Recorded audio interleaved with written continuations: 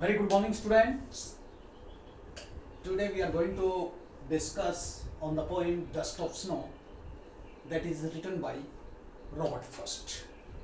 Robert Frost is an American poet. In this poem, poet himself is a character, hemlock tree, that is a poisonous tree, and a crow, all are characters of this poem. The poet Robert Frost, standing with full of sorrow and dejection in his heart, he was standing under the hemlock tree. He was very sad. His heart was full of dejection. He was standing beneath the hemlock tree. Suddenly, a crow shook down the hemlock tree. अचानक कौवा आया, उसने hemlock tree को हिला दिया. Poet क्या पूरी उदासी के साथ, पूरा उनका दिल में डिजेक्शन था, अवसाद भरा हुआ था. उसके साथ हेमलॉक ट्री एक पॉइजनस ट्री होता है, धतूरे का पेड़, उसके नीचे खड़ा था. अचानक सडनली एक क्रो आता है, सुक ऑफ द डस्ट, उस धूल को, डस्ट ऑफ स्नो, उस स्नो की धूल को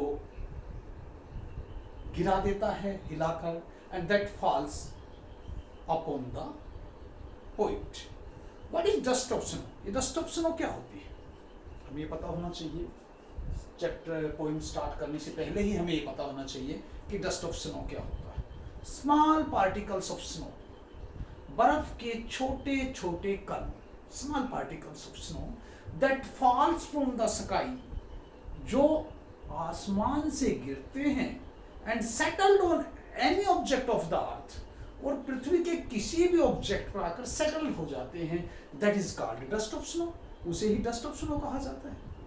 आपको सबसे पहले पता होना कि डस्ट ऑफ स्नो क्या है. Small particles of snow, snow के छोटे छोटे कण जो आसमान से गिरते हैं और पृथ्वी के किसी भी ऑब्जेक्ट पर आकर सेटल हो जाते हैं, उसे ही डस्ट ऑफ स्नो कहा जाता है. तो ये स्नो जो है उसके ऊपर गिर जाता है, और जैसे ही उसके ऊपर गिरता है, पोइट के ऊपर गिरता है, पोइट को लगता है कि उसका जितना भी रिग्रेट था, जो भी उसका सोरो था, जो भी उसकी सैडनेस थी, जो भी उसको डिजेक्शन उसके हार्ट में था, that all ended. This hemlock tree and crow, these all are the symbol of the poem. Crow is the symbol of ill woman, ill omen का प्रतीक. Crow is the symbol of ill omen.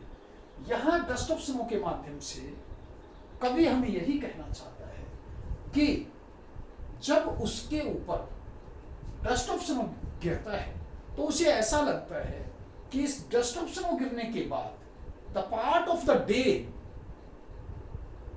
he has saved, दिन का जो हिस्सा बचा हुआ था वो उसने बचा लिया है.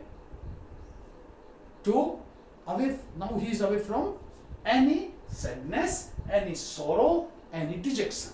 so dust of snow is snow का डस्ट, धूल, छोटे छोटे कण, वो जो है हेमलॉक ट्री के ऊपर जो है, क्योंकि पृथ्वी का ऑब्जेक्ट है, उसके ऊपर जमे हुए थे. beneath, poet is standing beneath the hemlock tree. Poet जो है हेमलॉक ट्री के नीचे खड़े थे. अचानक कवि ने उसको जो है हिला दिया, वो उसके ऊपर गिर गया. This hemlock tree is a poisonous tree. इसे हम हिंदी में धतूरे का पेड़ भी बोलते हैं. This is very poisonous. लेकिन यहाँ इस कविता के माध्यम से, इस छोटी सी 4 पंक्तियों के माध्यम से कवि हमें यही बताना चाहते हैं कि जब जब हमें सोरो, सैडनेस और डिजेक्शन जो है घेर लेती है और हमारे जीवन में कोई बदलाव आता है, तो हमें उस बदलाव को सहर्ष स्वीकार कर लेना चाहिए. तो बहुत बड़ी पोइम नहीं है बच्चों, 4 लाइन की पोइम है. इसकी जो है समरी, इसके जो है एक्सट्रैक्ट्स और इसके जो भी क्वेश्चन आंसर हैं सभी मैं आपके पास भेज दूंगा.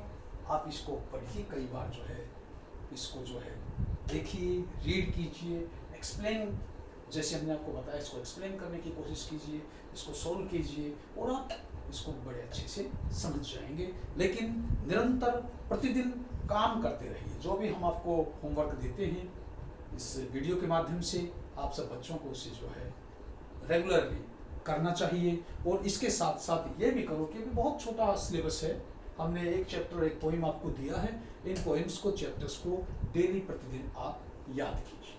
धन्यवाद, थैंक यू, जय हिंद।